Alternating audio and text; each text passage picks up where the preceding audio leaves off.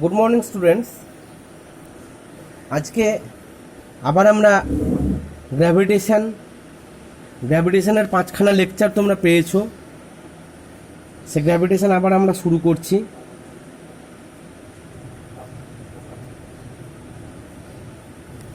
Gravitation এটা খুলে দিই, আলোটা ভালো আসবে।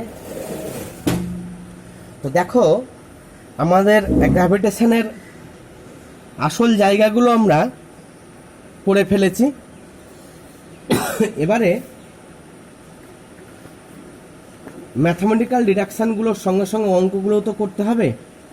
ওই জন্যই আজকের ক্লাসটা খুবই ইম্পর্টেন্ট। মানে অঙ্ক করতে, ফিজিক্স পড়া মানে এই নয় শুধু থিওরেম পড়া। ফিজিক্স পড়া এই যে থিওরেমের সঙ্গে সঙ্গে অঙ্কগুলো ঠিক করতে হবে। তাহলে গ্রহ উপগ্রহ সংক্রান্ত যে তোমার ওই এর বেগ কী বলে আমাদের কেপলারস ল, সেটা আমরা শিখেছি। সরি। এবার দেখো আমাদের যেটা আছে যে মুক্তিবেগ, এসকেপ ভেলোসিটি। এবার এই যে এসকেপ ভেলোসিটি,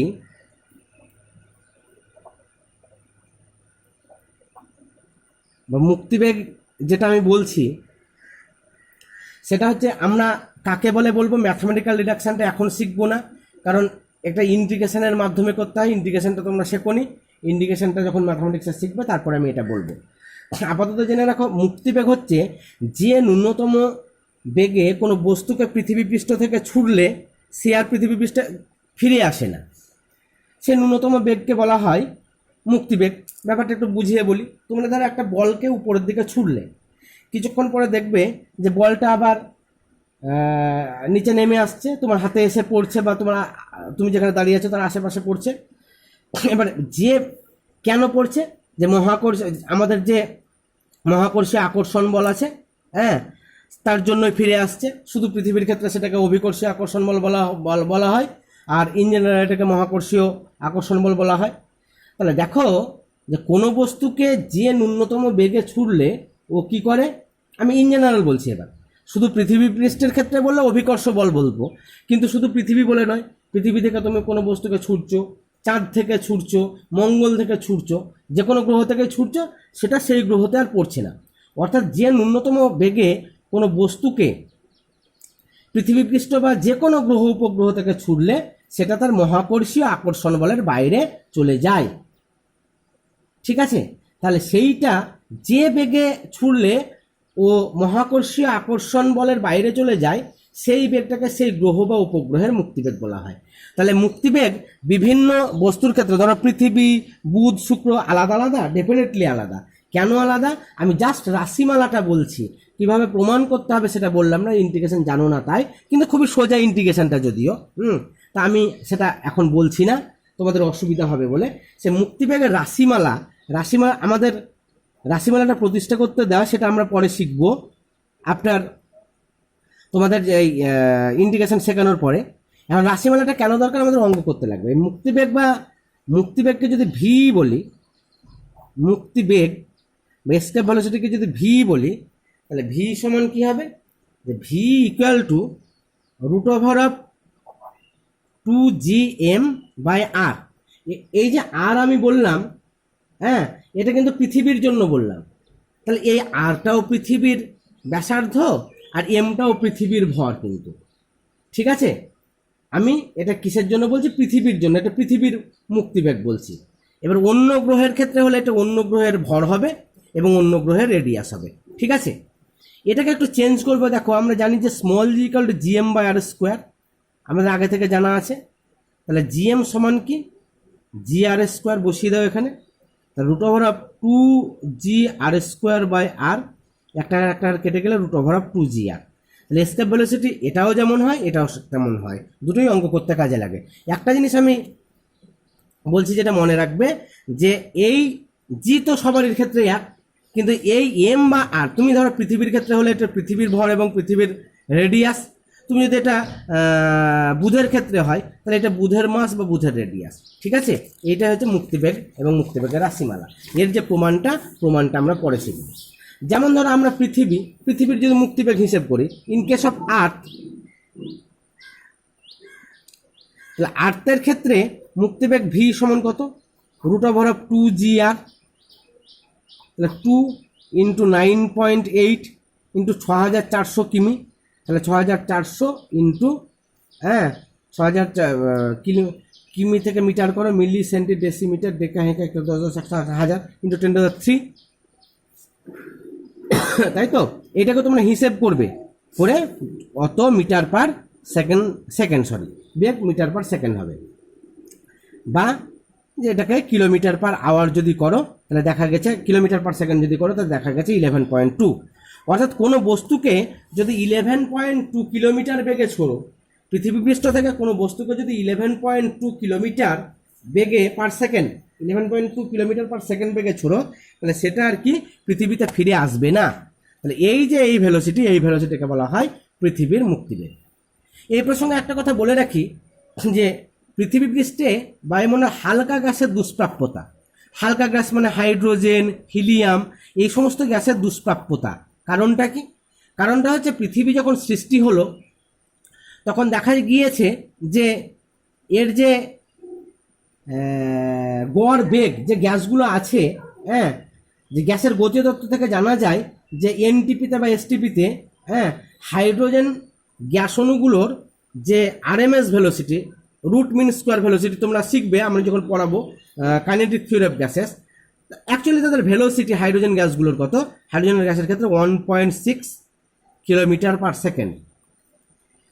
এবার অ্যাকচুয়ালি দেখো যে দেখা গিয়েছে যে ভূপৃষ্ঠে উষ্ণতা অনেক বেশি ছিল, তো যখন ওই পৃথিবীর সৃষ্টি হয় জ্বলন্ত কি পিণ্ড ছিল কি সব বলে তোমার জিওগ্রাফিতে, তাই সে সময় হাইড্রোজেন অণুগুলোর যে গড় বেগ ছিল 5 কিলোমিটার পার সেকেন্ড। তার মানে আর আমাদের মুক্তিবেগ কত 11 কিলোমিটার পার সেকেন্ড।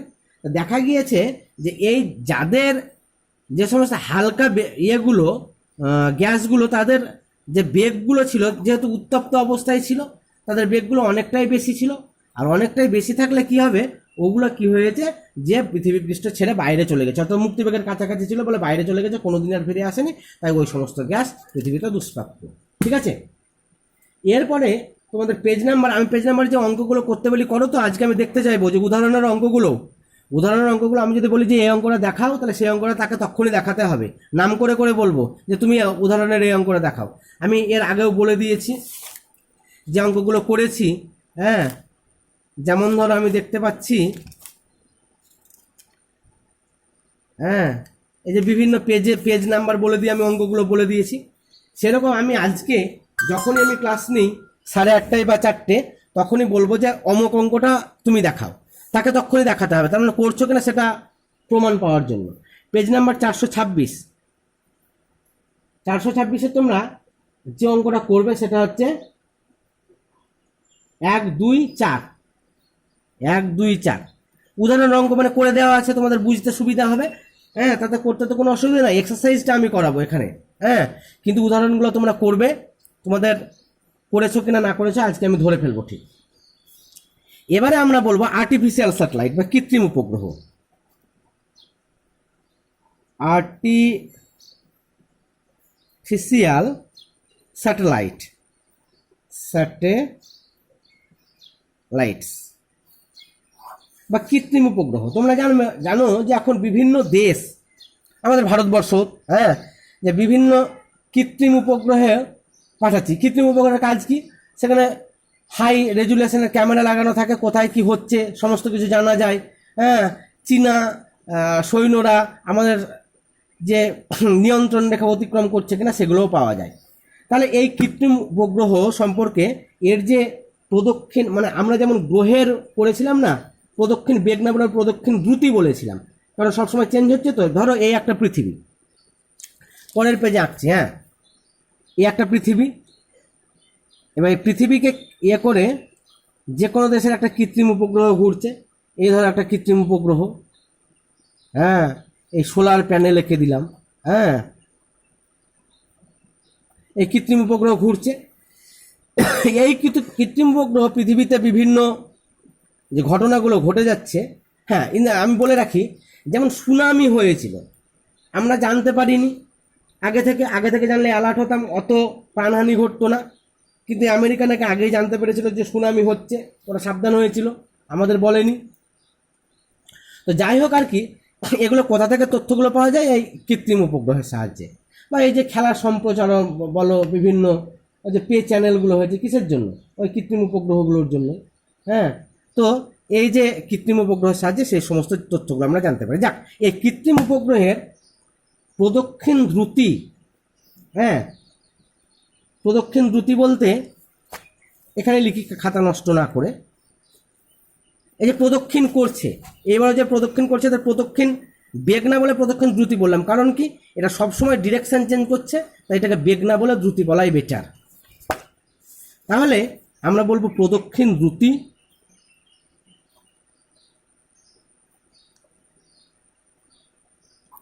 এবং প্রদক্ষিণ কাল।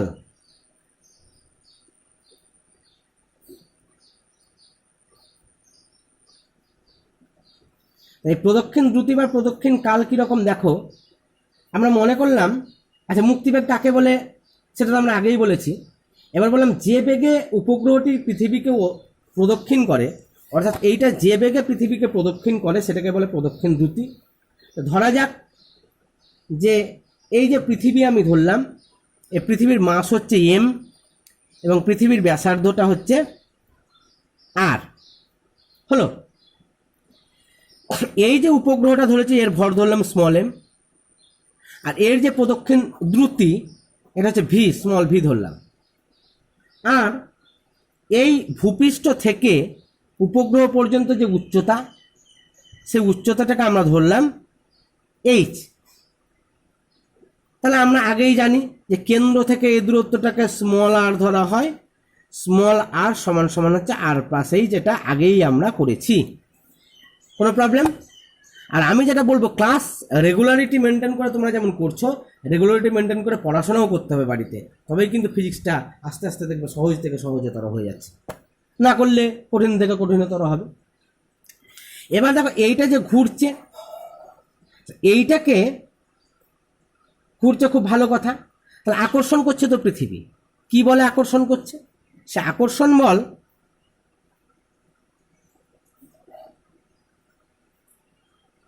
এখানে নষ্ট করবো জায়গাটুকু, নষ্ট করে লাভ নাই, ঠিক আছে পরে দেখছি। আকর্ষণ বল এপিক্যাল টু কি জিএমএম বাই আর স্কোয়ার, আমরা জানি G M M by R square মানে স্মল আর স্কোয়ার, হলো।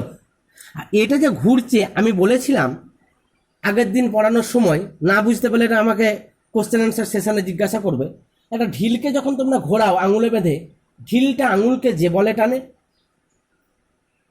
আঙুল ঢিলকে সেই বলে টানে। তাহলে এইটাকে যে বলে টানছে, পৃথিবী এটাকে যে বলে টানছে, সেটাকে বলা হয় অভিকেন্দ্র বল। আর এইটা যে বলে বাইরের দিকে টানছে সেটাকে বলে অপকেন্দ্র প্রতিক্রিয়া বল।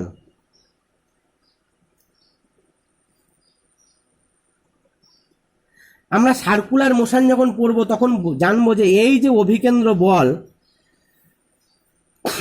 দেখা যাচ্ছে তো, দেখেনি একবার, হ্যাঁ, এই যে অভিকেন্দ্র বল সমান সমান কত? এম ভি স্কোয়ার বাই আর। এমটা কি ওর মাস, ভিটা হচ্ছে ওর কক্ষীয় বেগ, আর আরটা বুঝতে পারছো পৃথিবীর কেন্দ্র থেকে এর দূরত্ব। এই অভিকেন্দ্র বলটাই হচ্ছে অপকেন্দ্র প্রতিক্রিয়া বল। তাহলে এই ক্ষেত্রে অপকেন্দ্র প্রতিক্রিয়া বল বাইরের দিকে কাজ করছে, সেটা কত? M V square by R. ভেতরের দিকে কাজ করছে কে? GMM by R square. এই বল দুটো যদি সমান হয় তবেই এটা এখানে থাকবে, নাহলে এটা বেশি হলে এর ঘাড়ে পড়বে, এটা ওইটা যদি বেশি হয় তাহলে ওইদিকে বাইরে ছিটকে চলে যাবে, তা হয় না।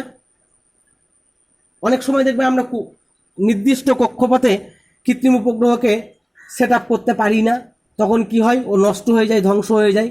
আসলে এই বল এবং এই বল সমান করে তবেই আমি ওর যে জিওস্টেশনের যে স্যাটেলাইটগুলো আছে, ভূসমলয় কৃত্রিম উপগ্রহ, আমি একটু পরে আসবো, সেগুলো বোঝাবো, হ্যাঁ, বুঝতে পারবে তোমরা। তোমরা ওই পড়ো না জিএসএলভি পিএসএলভি খবর সব বলে, হ্যাঁ, জিএসএলভি পিএসএলভি, আমি আসছি একটু পরে আসছি, আগে এটাতে আসি। তাহলে দেখা যাচ্ছে এই বলটা এবং এই বলটা সমান, তার মানে M V square by R equal to G M M by R square. একটা একটা কেটে গেল, একটা এম কেটে গেল, তাহলে ভি স্কোয়ার সমান কত? জি এম বাই আর। ওকে, পেয়ে গেলাম কক্ষীয় বেগ, ভি পেয়ে গেছি। তাহলে ভি সমান কত? Root over of G M divided by R plus H, কারণ আর সমান আর প্লাস এইচ আমি আগেই বলেছি। হয়ে গেল, ভি এর মান বেরিয়ে গেল। এবার এখান থেকে তুমি বিভিন্ন কারিকুলাম করতে পারো। কিরকম করবা দেখো, যে ভি সমান এটা পেলাম, বা জিএম সমান চেঞ্জ করতে পারো, কারণ আমরা জিএম সমান একটু আগেই পেলাম। দেখো কোথায় জানো, জিএম সমান পেলাম জি আর স্কোয়ার, পেয়েছি তো, বসিয়ে দাও। তাহলে স্মল জি আর স্কোয়ার, ও সরি কালি শেষ হয়ে গেল পেনে।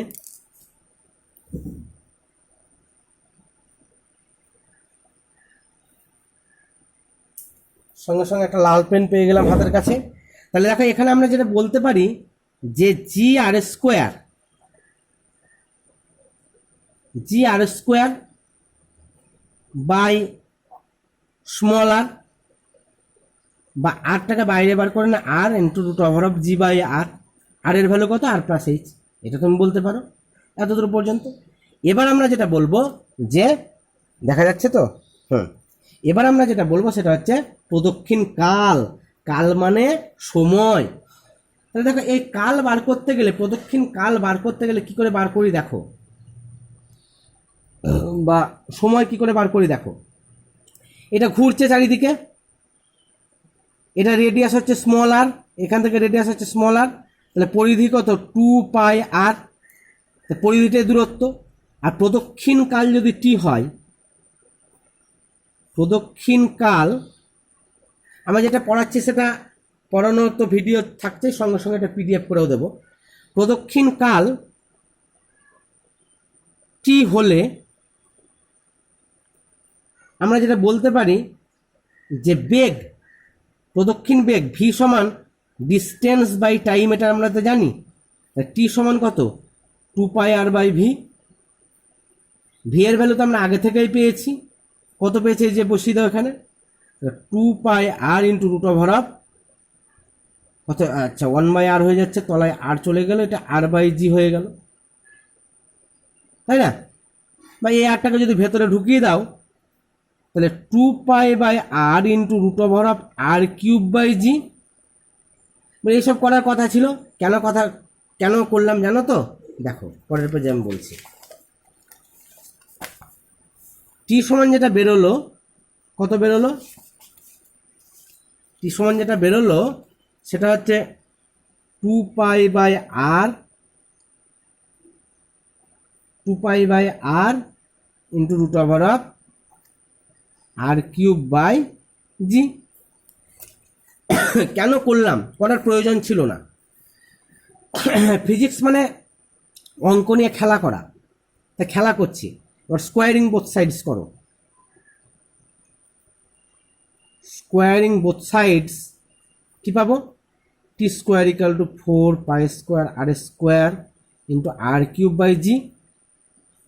পুরো জিনিসটাই তো কনস্ট্যান্ট, তাহলে টি স্কোয়ার ভ্যারি যে আর কিউব হলো, কে প্লাস থার্ড ল।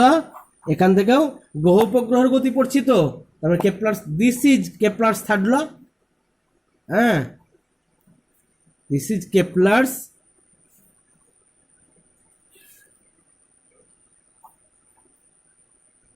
থার্ড ল, আমরা জানি। ওকে, বেশ এইটুকুই। এরপরে তোমাদের বইয়ে দেখবে দেওয়া আছে, ওসব কিচ্ছু দরকার নাই, খুব সিম্পল। ফিজিক্স মানে তোমাকে সিম্পলি করতে হবে, জটিল করলে চলবে না সিস্টেমগুলোকে। এবারে বলছে আর্টিফিশিয়াল সাথে ভেরি ক্লোজ টু দ্য আর্থ, মানে পৃথিবীর খুব নিকটবর্তী কৃত্রিম, এটা কৃত্রিম উপগ্রহ বললাম। এবারে বলছে যে আর্টিফিশিয়াল স্যাটেলাইট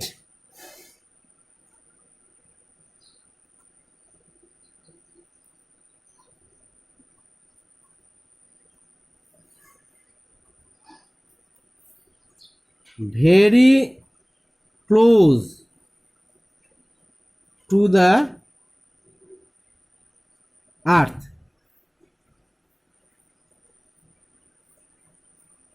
সে ব্যাপারটা কি দেখো, very close to the earth হলে চেঞ্জটা কি হবে, very close to the earth হলে R plus H nearly equal to আমি ক্যাপিটাল আর ধরবো, সেই ক্ষেত্রে ভি সমান কি হয়ে যাবে দেখো, সেই ক্ষেত্রে ভি সমান যেটা হচ্ছে দেখো, এই যে ভি সমান হচ্ছে কি root over of GM by capital আর,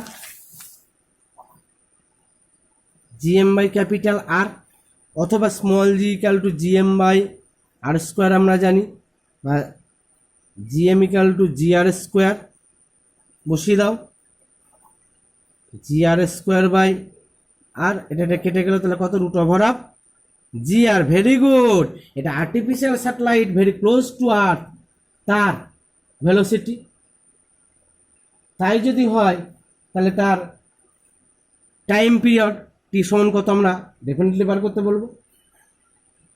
এখানে যেটা আমি বলবো দেখো, আমি পেয়েছিলাম যে ভিই এসকেপ ভেলোসিটি সমান root over of 2GR, artificial স্যাটেলাইটের ভি সমান পেলাম রুট ওভার অফ GR, তাহলে V by V equal to √2। এখান থেকেও আমাদের অঙ্ক করতে কাজে লাগতে পারে, যেখানে যেখানে কাজে লাগবে সেখানে সেখানে আমাদের এই সমস্ত জিনিসগুলো করতে হবে। ওকে, বেশ, এবারে এটা করার পরেই বলছে এবার আমরা যেটা আসবো যে কৃত্রিম উপগ্রহের ব্যবহার তো আমি আগেই বললাম, হ্যাঁ, যে এই যে আবহাওয়ার পূর্বাভাস, সুনামি হবে কি হবে না কি ব্যাপারে এই সমস্তগুলো জানতে পারি, হ্যাঁ, বিভিন্ন টেলিভিশনের সাহায্যে আমরা বিভিন্ন জায়গায় যে খেলাধুলো সম্প্রচার হচ্ছে এগুলো দেখতে পারি, এগুলো তোমরা একটু পড়ে নেবে, এটা আমরা জানি। হ্যাঁ, এবারে আমরা যেটা বলবো, তাহলে কি বললাম, আর্টিফিশিয়াল স্যাটেলাইট বললাম, আর কি বললাম যে artificial satellite very close to আর্থ বললাম। এবার বলবো আমরা জিও স্টেশনারি স্যাটেলাইট, ব্যাপারটা কি দেখো,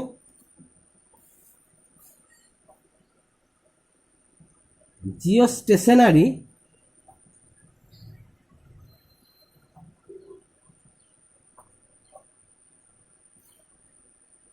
স্যাটেলাইট, এইটা আবার কি জিনিস, একই জিনিস একটু পার্থক্য। পৃথিবীর আহ্নিক গতি তোমরা জানো, যেটা আমরা জানি যে ওই পৃথিবীর ক্ষেত্রে পশ্চিম থেকে পূর্ব দিকে ঘোরে 24 ঘন্টায় একবার।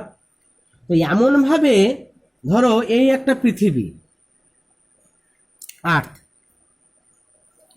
এইখানে একটা কৃত্রিম উপগ্রহ আছে, ধরো সোলার প্যানেল এঁকে দিলাম, তো এরও যদি আবর্তন কাল পৃথিবীর সঙ্গে সঙ্গে 24 ঘন্টা হয়, অর্থাৎ পৃথিবীকে ও ডিরেক্ট দেখতে পাচ্ছে, তাহলে সেটাকে বলবো আমরা ভূ সমলয় কৃত্রিম উপগ্রহ। ঠিক আছে, মানে পৃথিবী যেমন যেমন ঘুরছে ও সেরকম সেরকম ঘুরছে। সেই ক্ষেত্রে কি হবে, সেই একইভাবে আমরা প্রুভ করতে পারবো যে GMM/r² ইকাল টু mv²/r। এই যে এইটুকু থেকে এই দূরত্বটা হচ্ছে আর, এইটুকু ক্যাপিটাল আর, এইটুকু H, R equal to r+h, এটা হচ্ছে স্মল এম। তাহলে এটা আমরা বললাম না আলাদা আলাদা করে, তাহলে এখানে সে v² ইকাল টু কী পাচ্ছি, কেটে গেল, v² ইকাল টু পেয়ে যাচ্ছি GM/r পেয়ে যাচ্ছি, মানে একই রকমভাবে আলাদা করে কিছু নাই, আমি ডট ডট দিয়ে দিলাম। তাহলে কি হবে, এই ক্ষেত্রে একটা মজার ব্যাপার, যেটা মজার ব্যাপার কি, যে এই ক্ষেত্রে আমরা জানি যে ভূসমলয় কৃত্রিম উপগ্রহ যেটা, যে এটা কি হবে, যে যেমন যেমন পৃথিবী ঘুরবে ও সেরকম সেরকমই ঘুরবে। তারপরে আজ একইভাবে আমরা ভি বার করবো বা টি বার করবো, এটা আর আমি আর করলাম না, তোমরা ইচ্ছে হলে করবে, হ্যাঁ একই জিনিসই। ওকে, আমি এর ব্যবহার সুবিধা অসুবিধা এগুলো তোমরা পড়বে, পড়ার পর কোনো অসুবিধা হলে আমাকে জিজ্ঞাসা করবে। ঠিক আছে, তাহলে বাড়িতে পড়ছো কি ব্যবহারটা পড়ে নিচ্ছ। এবার পেজ নাম্বার 429, 429-এর যে অঙ্কগুলো আছে 1, 2, 3, 4, 5, 6 প্রত্যেকটা অঙ্ক কিন্তু করে আসবে আগের দিন সহ প্রত্যেকটা অঙ্ক তোমরা করে আসবে, কারণ আমি যে কোনো জনকে বলবো যে এই অঙ্কটা দেখাও, তখন তোমাদের দেখাতে হবে। ঠিক আছে? আচ্ছা, আবার নেক্সট ভিডিওতে আসছি।